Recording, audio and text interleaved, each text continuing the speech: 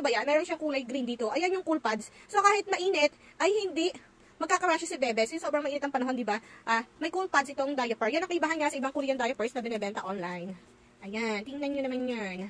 Ayan, oh. Meron siyang mga triangle ba yan? Para ang ihe, hindi tatagas basta-basta. Ayan. Super ganda ng quality niya. Ayan. O, double ano din siya. Double ganun. Tingnan, double. Mochi. At yung tape niya, hindi siya basta-basta yung tape na dinidikit, mga kamima. Tingnan niyo yung tape niya. Ayan, hindi siya basta-basta dinidikit. Dahil cloth siya, dumidikit lang siya, kumakapit lang siya pag inilagay.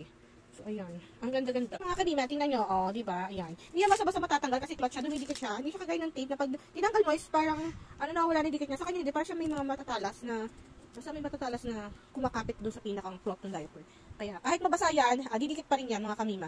Tapos, breathable siya, ayan, diba? Nakakahinga na maayos si baby. Stretchable kasi siya, very stretchable. And, super cute din ang kanyang pattern. Ayan, bear.